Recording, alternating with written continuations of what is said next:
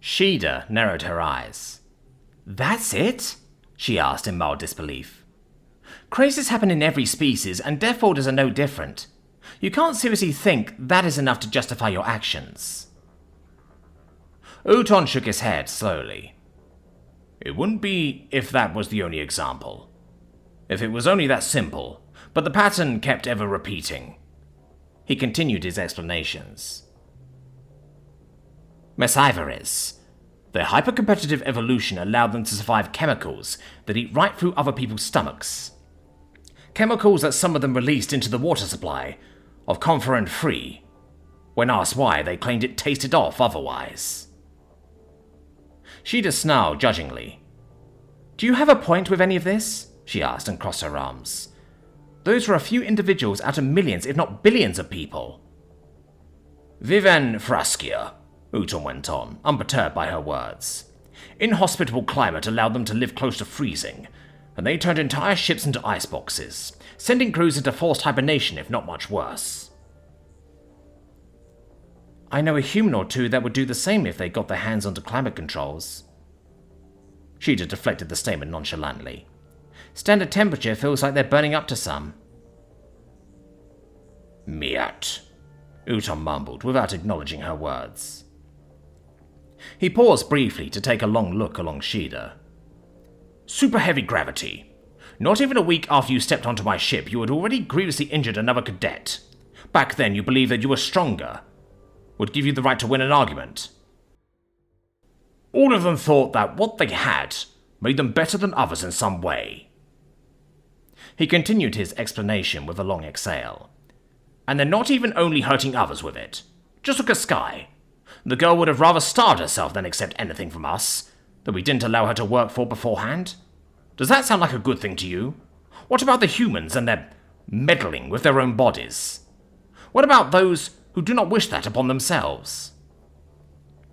And what about those who do? Shida interrupted him, feeling like she had heard enough. All I'm hearing is that you saw people driven to insanity by the environment they were forced into, who took things too far to remedy that. The lives lost are an absolute tragedy, yes, and every step has to be taken to keep it from happening again. But only every right step. What makes what you are doing any better? Don't you also think that your way of living is better than that of others, and hurt them if they don't comply? Uton huffed and shook his head. That is not my way of doing things, he exclaimed firmly. I want for people to unite as one, like I did for you. I wanted you to live like everyone else and show everyone that it is possible for us to come together, through cooperation instead of conflict, like the community was always intended to be. Prosperity for all through unity. We need to unite in the way of life that all people can live with without suffering. Living at the bare minimum is not without suffering, Shida growled back at him. Deathworlders are made to survive, and they can survive a lot. But just because you can survive it doesn't mean that it won't harm you. Just look at what happened to me. She gritted her teeth. And even if what you're saying was true, you're still allied with those who want something else entirely, she said. The High Matriarch didn't want prosperity for all when she planned to use humanity as a weapon to keep other Deathworlders in line. Kashlaelgaz doesn't want prosperity for those whose natures he deems dishonorable or beneath him, and Akorti certainly didn't want prosperity for the Miat when he cut them off from the rest of the galaxy and doomed them to live under the rule of a single man that he deemed convenient for the role. All they wanted was the necessary power and control to enforce their way of living onto everyone they could. Uton looked away. Their current intentions may not be correct, but their goals are, he mumbled back. The galaxy has to be united as one, and the life they strive for is the ideal. They think that if they only had enough control, then they could guide everyone in the right direction. But they keep investing more and more resources and gain more and more power to no avail. The only thing that happened was that they needed to punish and control more and more people, without any unification actually being in sight. I always knew that we would have to try it a different way. If I could have only shown them that it was easier to achieve unity through peaceful means, then... This time he cut himself off. But now look what happened. I have failed. I have failed the entire galaxy, and most importantly, I failed you, he said instead, and looked at Shida with grieving eyes. Had I only done a bit better, then I'm glad that you didn't, Sheeta stated, although her mind had not agreed to that sentence leaving her mouth. If you had done a better job, I may have become another tool working for them against my own people, because... She paused briefly, wondering if she really wanted to say what burned on her lips. However, she needed to get it out. Because I loved you, I really did, she admitted, both to herself and for the man. And had you not given me so many reasons to take off my rose-tinted glasses, then maybe they would have successfully blinded me to the world. So today I'm glad that you never really made me believe that you actually cared, because even if I ever became your perfect little darling, they would never have cared about you either. Uton trembled at her words, and all the strength seemed to leave his body at her declaration. I always loved you like my own daughter, he whispered under his breath. I believe you, Sheeta said in return, and that is why I'm glad that you never had children. As Uton recoiled in shock from her words, and he looked away guiltily. For what it's worth, he mumbled under his breath, I am sorry for what happened to Calliope. It was not my intention when I allowed them to join my crew. For a moment, Sheeta wondered about that name, as it didn't ring any bells for her. However, then her eyes suddenly snapped down in anger, and narrowed to mere slits as it clicked. Would it have been so hard for you to simply call them Curie, like everyone else? She brought out through sharp teeth, but then shook her head and her anger off, not wishing to dwell on this topic, on top of everything else as well. But it's strange, isn't it? She then asked him, and looked back up. Crazy Deathworlder stories are something that gets told so often, yet apart from my own bratty child self, I have not witnessed one within your lifetime. Uton finished her sentence for her, and looked at her from behind deeply saddened, but still fiercely determined eyes. Indeed, they have become increasingly rare. And why do you think is that? Sheeta's eyes widened as she tried to take a step back. However, she instead accidentally bumped her shoulder against the glass walls of her small chamber. Oh no, she growled. Don't try to do this right now. She knew exactly where he was going to go with his words. You are right. All the stories I have told you stem from my younger years, and a new one had yet to add itself to them for quite a while. Confounding, isn't it? He implied with his deep voice, and bolstered his stance, and the cold light shining down from above illuminated his dark face as he lifted his head. It's almost like they have become rarer over the time of my career. A true mystery, isn't it? Sheeta released an entirely involuntary hiss, and found her body trying to back off again, with no success this time as well. What? You want to take credit for it? She rebuffed his statement, as her mind began to work on how exactly to counter his words. However, there was a small yet very annoying part inside her. The part that still held on to the man before her, as a figure of care and respect. A small, naive part in her, that wanted to believe him for no other reason than it felt that he cared when nobody else did. And if he cared for her, maybe he actually cared for the others as well. The bigger part of her had no small desire to cut that bit of her out of her body, if only she knew where it was located. You did not miss the higher gravity once you did not know it anymore, Uton reminded Sheeta, and bolstered his stance again, now standing up on all fours and slightly towering over the feline. The only way you will miss something is when you're used to it. Breathe clean air and drink clean water at all times, and you will not crave the pollution. Walk light-footed at all times, and you will not miss the burden. Live in structured peace at all times, and you will not miss the competition. If you simply don't constantly remind yourself of the miserable life you used to lead, you soon won't miss it while living a much better one. Even a lost limb will not be missed for long, when you simply live without it for a while. I've seen it thousands of times. He exhaled and slightly dropped his imposing posture. The gravity. The effects on you were unfortunate. I was convinced that training and staying fit would be enough to keep you healthy like everyone else. I am fully willing to admit when I made a mistake, and clearly there are factors I have not accounted for, he explained further. Humans use atrophy blockers when they venture into low-grav areas for long times. Sheeta's voice inadvertently informed the man, without her actually giving her permission for it to do so. Either implanted into their genetics or taken orally if they are unaugmented. They have to because gravity affects your whole body in a way that cannot be replicated by weights or training. You may be able to simulate the weight of an arm by strapping some weights to it, but you can't simulate your blood having 3 times its weight while being pumped, or your teeth pulling on their roots with 3 times the force. I see, Uta mumbled, and his face seemed to light up a bit. An invaluable discovery. They have already made the necessary discoveries themselves. They need only be integrated on a larger scale.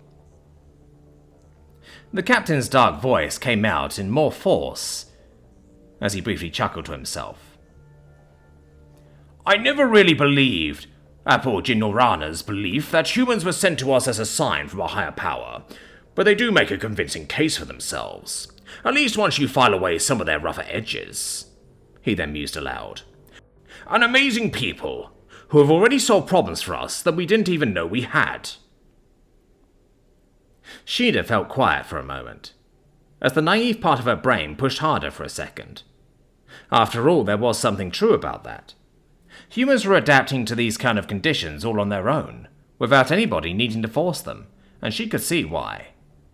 It was because they wanted to be closer to the rest of the galaxy. They didn't want banalities like gravity or temperature to impede them when it came to interact with the rest of the cosmos, and so they found ways around them that would allow humans to adapt to everyone else's living conditions, without needing to inconvenience the others for it in the process. Even their ships and colony cities had adapted to the needs of the others in the very short time that they had been part of the community. And honestly, Sheeta understood it.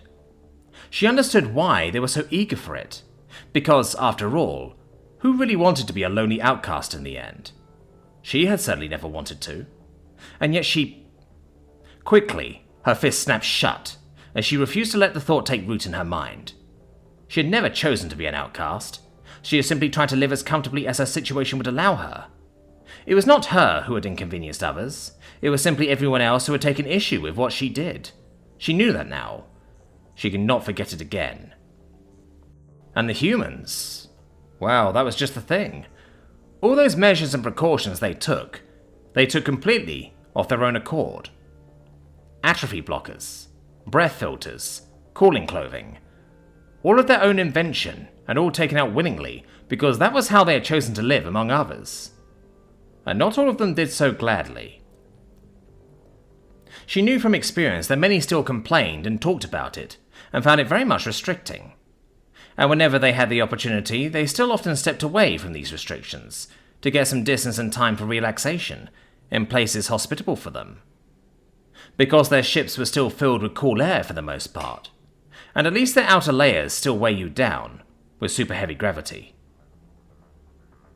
Because they weren't trying to live like the rest of the community, they simply extended a courtesy to everyone else, whenever they interacted.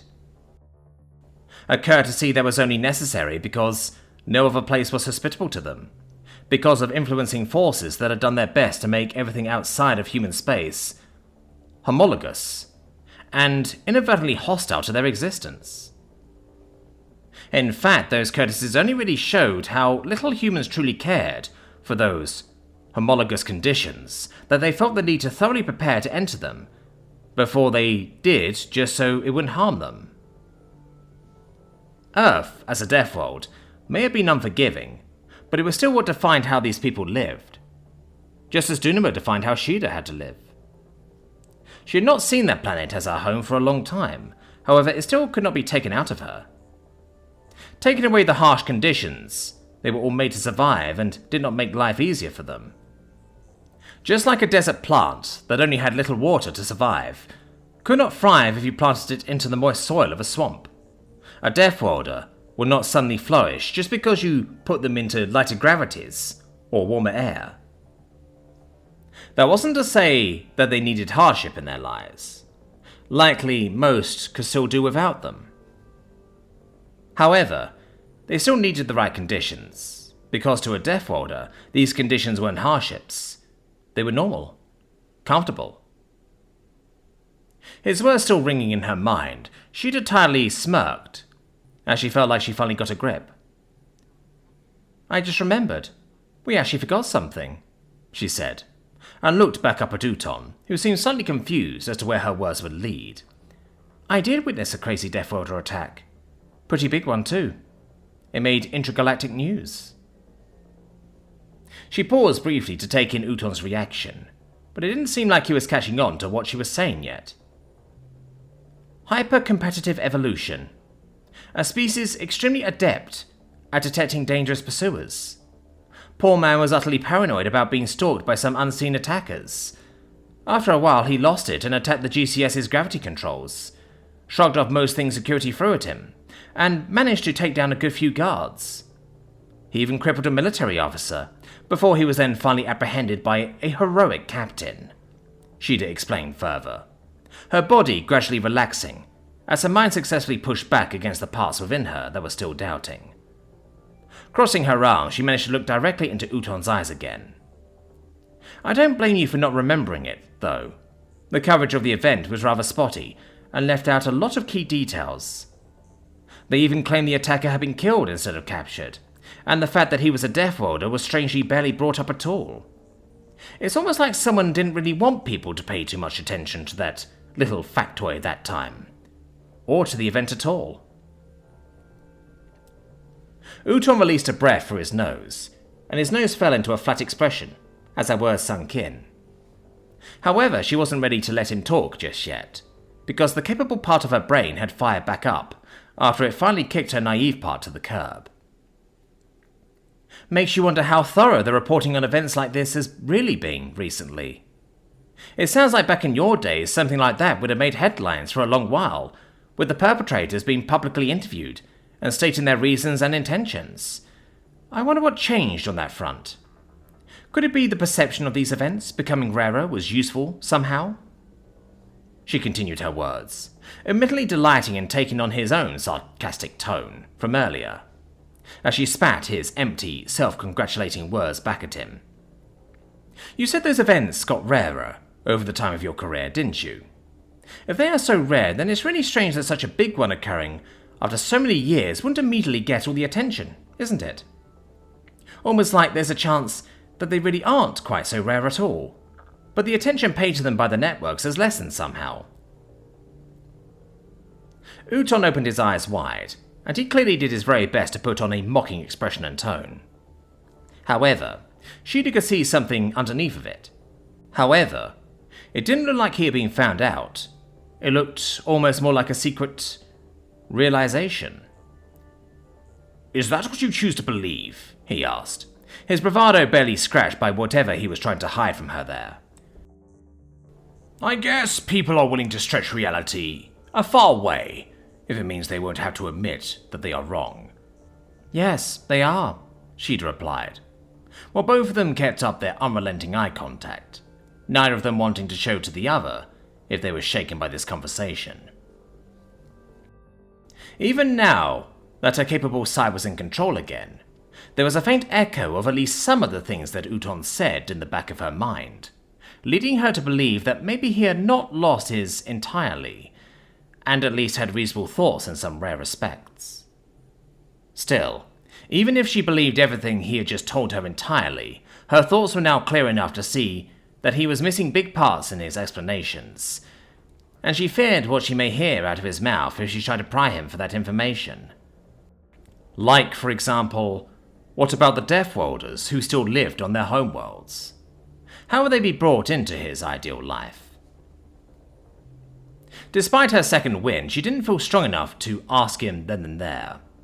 However, she also really didn't feel like she needed to know his exact answer to make up her mind about what was next.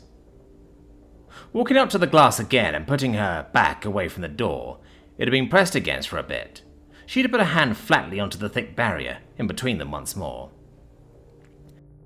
"You are going to go away for a very long time," she said clearly and concisely to the man, determined to get her piece out before she would leave him to rot in his cell, where he would hopefully be forgotten by time. "And I promise you, by the fucking stars themselves, that I will do whatever I can to make absolutely sure that all the damage you did to this galaxy is going to get reversed.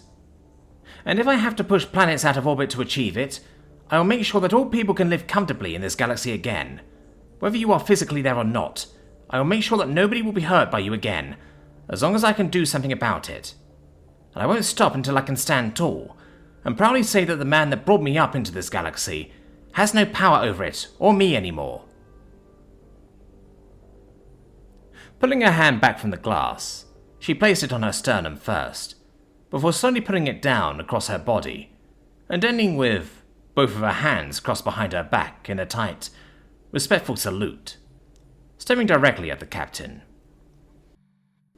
"That is my duty," she said, repeating the rite she had once undertaken when she had sworn loyalty to the Galactic Communal Military in front of this very man. "That is my vow." With that, she quickly rotated on the spot, turning towards the glass door behind her, and pushing it open with absolute ease. "Sheeda, Uton wanted to say something, however Sheeda did not listen. "Tell it to your lawyers," she loudly said over his words. "I will see when I make my statement at your trial."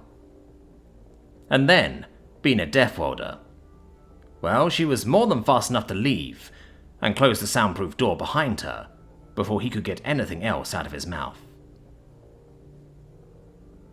As soon as the door was closed behind her, she turned her gaze away from it, so she wouldn't have to see the man through the glass.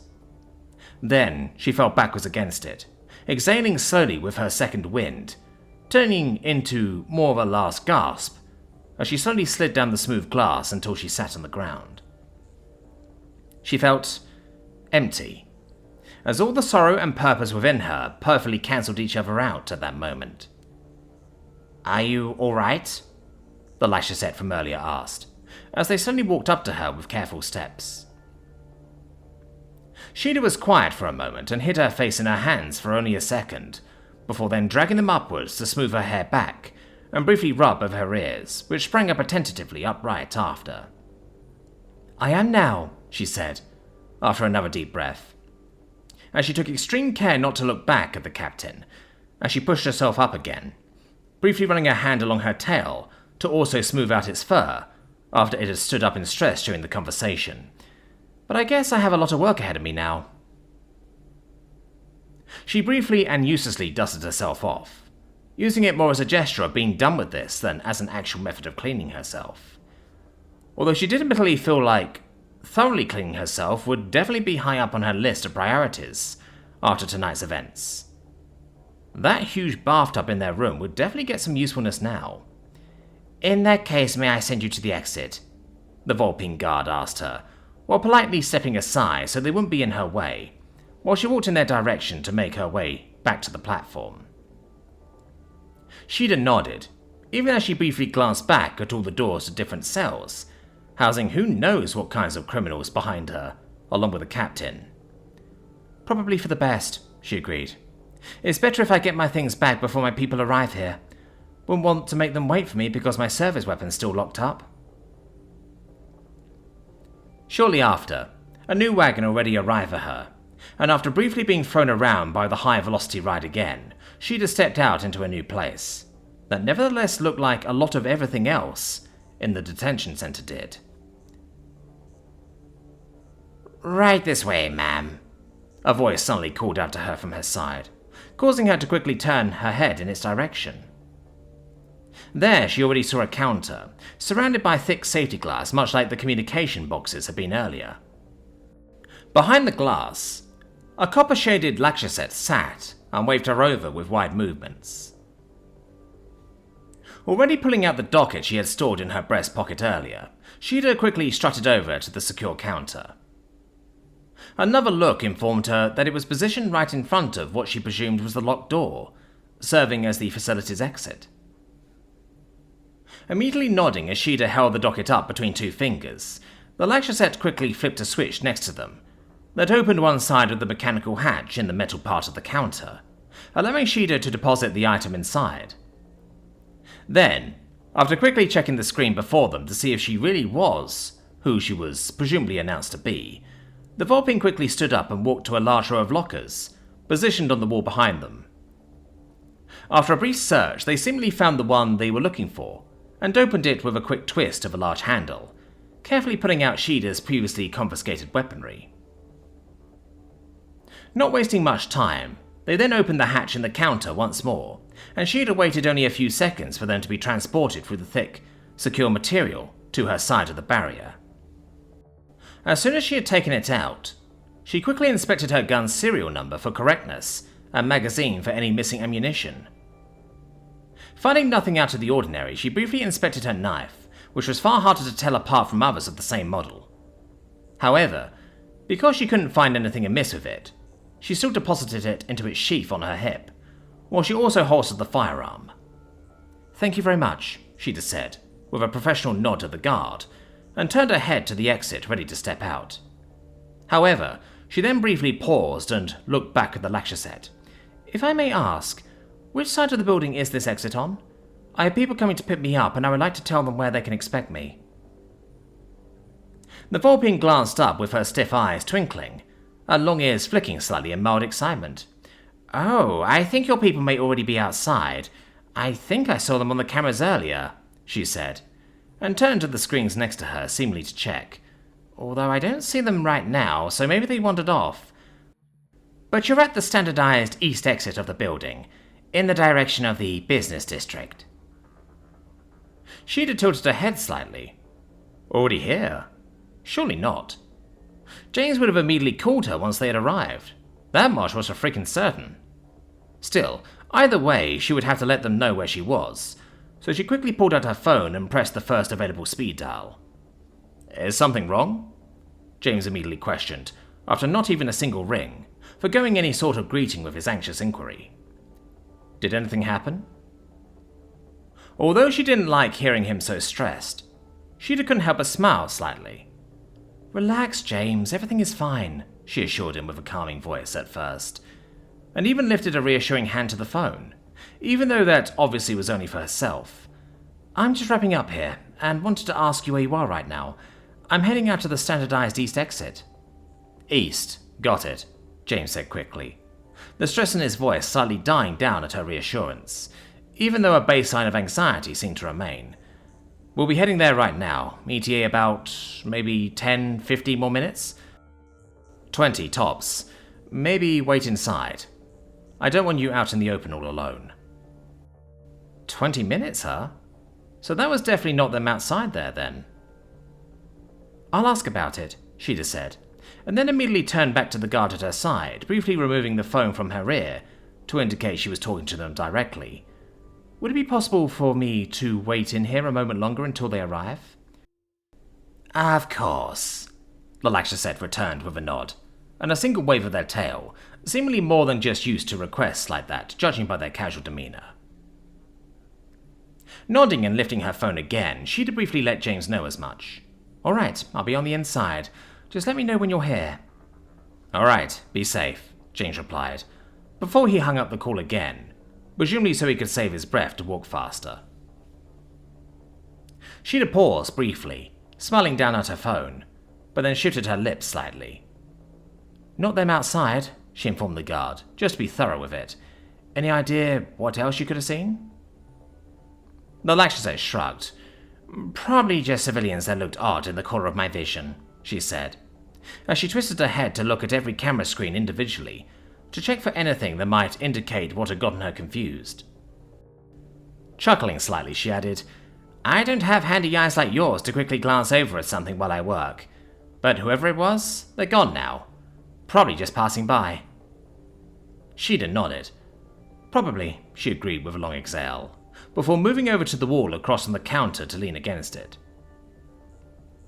A few moments of awkward silence later, she could already not take it anymore.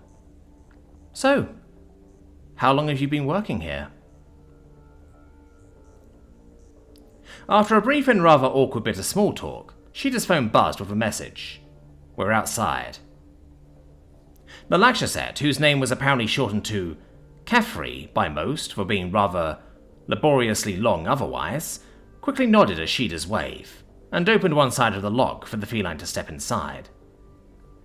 As soon as she was in, said door closed behind her again, and another one opened at her front, allowing her to quickly step outside. She had barely set foot out of the confines of the detention center when she was already approached by a quickly moving wall of a person.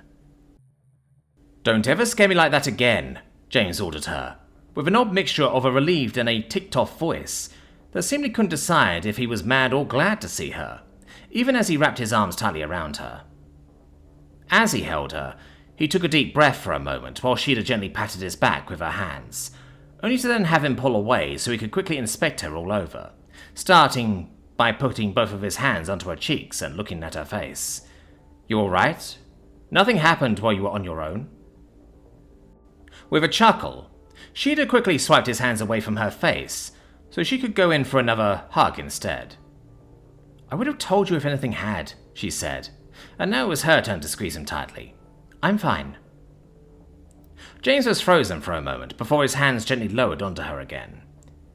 "And did you do what you came here for?" he then quietly inquired, whispering so close to her ear that likely only she could hear it. She'd released a quick burst of air through her nose. "Yes, I think I did," she replied, giving him one last good squeeze before letting go of him again. She looked at everyone's covered faces for a moment, not gleaming much information from the simplified expressions projected to the outside world. Therefore, her eyes were soon sucked back to James's now mostly relieved face. "You're not mad about this, are you?" James's eyes widened for a moment, and she very briefly stood up a lot straighter, before then slowly sinking back down again. "As your boyfriend, I am simply glad that you are safe and okay," he said, lifting his mechanical hand to put it onto her shoulder. Then he glanced over his shoulder at one of the obscured humans behind him, who Sheeta could tell was Coco by the body shape alone. "And as your colleague, I will leave it to your superior to thoroughly chew you out for this little solo flight of yours. But since it's your first offense, I believe that you will at the very least be fine." Sheeta now also glanced over at Coco, the officially only member of their little troop here that still outranked her without question at this point. The commander had her arms crossed, and the projection on her face mask spoke of an entirely neutral expression on her face, as the index finger tapped away at her bicep. So far, Sheeta had generally known her to be a rather jovial person, but in this case, she was getting the feeling that she may be in for a less cute and cuddly side of her superior, and inwardly she already prepared for a verbal lashing, like she hadn't gotten it since her cadet days. Not that she could claim that she didn't entirely deserve it, therefore she was in no position to moan about it. Hopefully Coco would at least be merciful after she had gotten her punishment. Maybe she could bribe her somehow. There were, after all, some unanswered questions between James, Sheeta, and the commander. Maybe she could leverage those. Although that may also have been a way to then get James mad at her instead. She would have to make sure she had this whole thing scattered out before she would try to act. For now, all she could do was grit her teeth, bend over, and take it. After a few more assurances and quick questions, the entire group turned to walk back to their accommodations, ready to continue the night's rest that Sheeta's departure had so rudely interrupted for them. As they left, Sheeta's ear twitched, as it felt like she heard someone behind them. However, after turning around, there was no one to be seen. Not even as the humans, with much better eyesight, also turned to check what she was looking for there. It had been a stressful day. She had probably just imagined it. She wasn't even as resilient as the humans, so by now, she could really use some sleep.